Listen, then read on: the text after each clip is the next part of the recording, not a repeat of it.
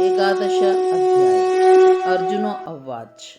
अर्जुन बोले, मुझ पर अनुग्रह करने के लिए आपने जो परम गोपनीय अध्यात्म विषयक वचन अर्थात उपदेश कहा, उससे मेरा यह अज्ञान नष्ट हो गया है।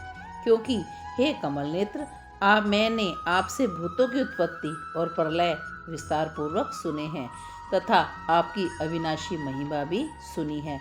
हे परमेश्वर, आप अपने को जैसा कहते हैं वह ऐसा ठीक है, परंतु हे पुरुषोत्तम, आपके ज्ञान, ऐश्वर्य, शक्ति, बल, वीर्य और तेज से युक्त ईश्वरीय रूप को मैं प्रत्यक्ष देखना चाहता हूँ। हे प्रभु, यदि मेरे द्वारा आपका यह रूप देखा जाना शक्य है, ऐसा आप मानते हैं, तो हे योगेश्वर, उस अविनाशी स्वरूप का मुझे दर्शन कराइए। श्री भगवान बोले, हे पार्थ, अब तू मेरे सैकड़ों हजारों नाना प्रकार के और नाना वर्ण तथा नाना आकृति के रूप को देख। हे भरतवंशी अर्जुन, तू मुझ में आदित्यों को अर्थात आदिति के 12 पुत्रों को, 8 वसुओं को, 11 रुद्रों को, दोनों अश्विनी कुमारों को और 49 मरुदगणों को देख तथा और भी बहुत से पहले ना देखे जाने वाले आश्चर्यमय रूपों को देख। हे अर्जुन, अब मेरे इस शरीर में एक जगह स्थित चराचर सहित संपूर्ण जगत को देख तथा और भी जो कुछ तू देखना चाहता है वो तू देख, परंतु मुझको तू इन अपने प्राकृत नेत्रों द्वारा देखने में निसंदेह असमर्थ है। इसी से मैं तुझे दिव्य नेत्र अर्थात अलौकिक चक्षु देता हूँ। इससे तू मेरी ईश्वरीय योग शक्ति को देख। संजय बोले, हे राजन, महायोगेश्वर और सब पापों को नाश करने वाले भगवान ने इस प्रकार कहकर उससे पश्चात अर्जुन को परम ऐश्वर्य युक्त दिव्य स्वरूप दिखलाया।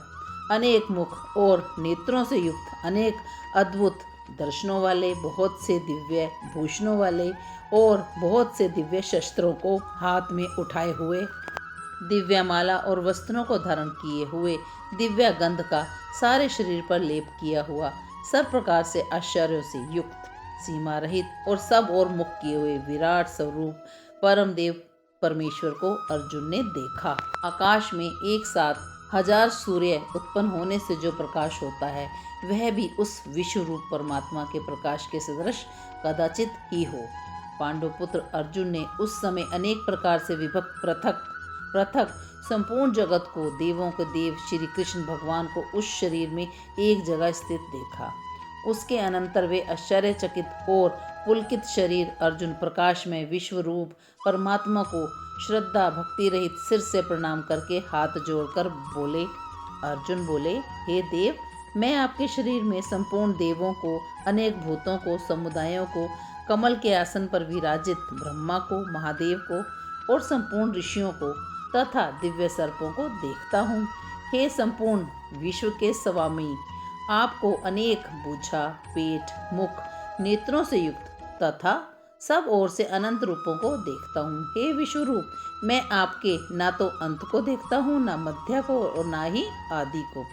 आपको मैं मुकुट युक्त, गदा युक्त, चक्र युक्त तथा सब ओर से प्रकाशमान तेज के पुंज, प्रज्वलित अग्नि और सूर्य के सदृश ज्योति युक्त, कठिनता से देखे जाने योग्य और सब ओर से अप्रमेय स्वरूप को देखता हूँ। हे महात्मन, यह स्वर्ग और पृथ्वी के बीच का संपूर्ण आकाश तथा सब दिशाएं एक आप से ही परिपूर्ण है तथा आपके इस अलौकिक और भयंकर रूप को देखकर तीनों लोग अति व्यथा को प्राप्त हो रहे हैं। वे ही देवताओं के समूह आप में प्रवेश करते हैं और कुछ भयभीत होकर हाथ जोड़े आपके नाम और गुणों का उच्चारण करते हैं तथा महर्षि और सिद्धों के समुदाय कल्याण हो ऐसा कहकर उत्तम स्तोत्रों द्वारा आपकी स्तुति करते हैं।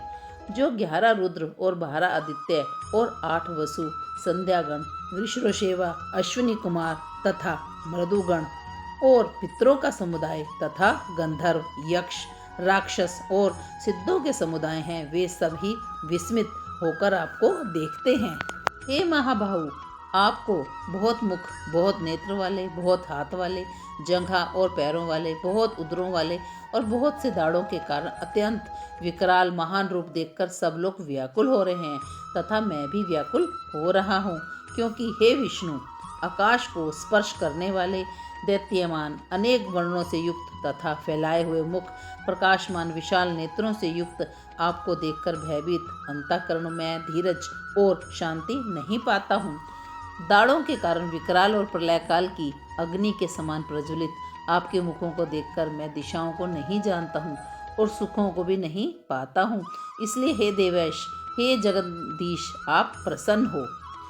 मैं सभी धृतराष्ट्र के पुत्रों, राजाओं को समुदाय सहित आप में प्रवेश कर रहा देख रहा हूँ और भीष्म पितामह, द्रोणाचार्य तथा कर्ण और हमारे पक्ष के प्रधान योद्धाओं को भी इसी रूप में मैं आपको देख रहा हूँ कि आपके दाढ़ों के कारण विकराल भयानक मुख से बड़े वेग में दौड़ते हुए आप में प्रवेश कर रहे हैं और कई एक को तो चूर्ण सहित, सिरों सहित आपके दांतों के खींच के बीच में दिखाई दे रहे हैं।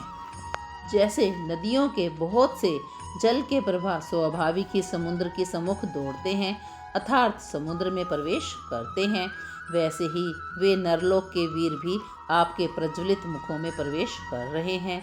जैसे पतंग मोहवश नष्ट होने के लिए प्रज्वलित अग्नि से अति वेग से दौड़ते हुए प्रवेश करते हैं, वैसे ही सब लोग भी आपके मुंह में प्रवेश कर रहे हैं।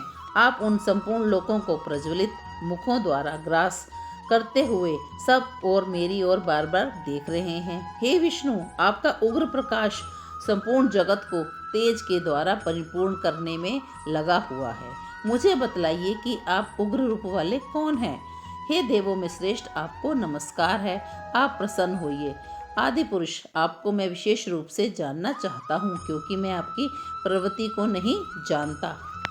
श्री भगवान बोले, मैं लोगों का नाश करने वाला बड़ा हुआ महाकाल हूँ।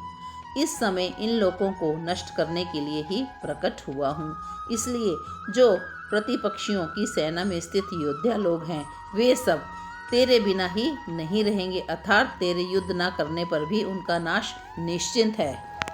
अतएव तू उठ, यश प्राप्त कर और शत्रुओं को जीतकर धन धान्य से संपन्न राज्यों को भोग। ये सब शूरवीर पहले से ही मेरे द्वारा मारे हुए हैं। हे सव्य सचिन, तू तो केवल निमित्त मात्र बन जा। द्रोणाचार्य, भीष्म पितामह तथा जयद्रथ और कर्ण तथा और भी मेरे द्वारा मारे हुए शूरवीर योद्धाओं को तू मार। भय मत कर, निसंदेह तू युद्ध वैरियों को नहीं जिता पाएगा। इसलिए मैं वैसे ही आपको मुकुट धारण किए हुए देखना चाहता हूँ, जिनके हाथों में गदा और चक्र लिए हुए देखना चाहता हूँ। इसलिए हे विश्व स्वरूप, हे सहस्त्रबाहु, आप उसी चतुर्भुज रूप में मुझे प्रकट होकर दर्शन दीजिए। श्री भगवान बोले, हे अर्जुन, अनुग्रह पूर्वक मैंने अपनी योग शक्ति के प्रभाव से यह मेरा परम तेजस्मय रूप सबके सामने ना दिखाकर सिर्फ तुम्हें विराट रूप से दिखाया है, जिसे तेरे अतिरिक्त दूसरे किसी ने पहले कभी नहीं देखा। हे अर्जुन, मनुष्य लोक में इस प्रकार का विश्व रूप वाला ना तो वेद और यज्ञों के अध्ययन से, ना दान से, ना क्रियाओं से, ना उग्र तपों से ही तेरे अतिरिक्त दूसरे के द्वारा देखा जा सकता है। मेरे इस प्रकार के विकराल रूप को देखकर तुझको व्याकुलता नहीं होनी चाहिए और मूढ़ भाव भी नहीं होना चाहिए। तू भय रहित और प्रीति युक्त मन वाला होकर उसी मेरे इस शंख चक्र गदा पद्म युक्त चतुर्भुज रूप को फिर देख। संजय बोले, वासुदेव भगवान ने अर्जुन के प्रति इस प्रकार कहकर फिर वैसे ही अपने चतुर्भुज रूप को दिखलाया और फिर महात्मा श्री कृष्ण ने सौम्य मूर्ति होकर उस भयभीत अर्जुन को धीरज दिया। अर्जुन बोले, हे जनार्दन, आपके इस अति शांत मनुष्य रूप को देखकर अब मैं स्थिर चित्त हो गया हूँ और अपनी स्वाभाविक स्थिति को प्राप्त हो गया हूँ।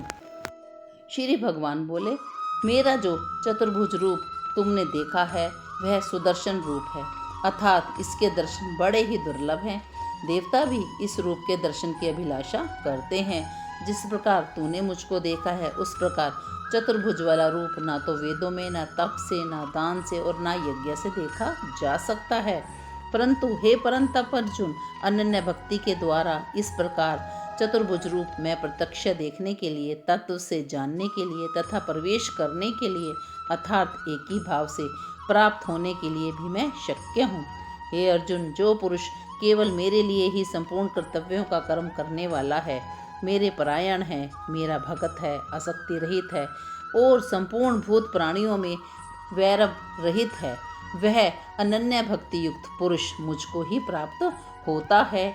अतः एकादश अध्याय समाप्त।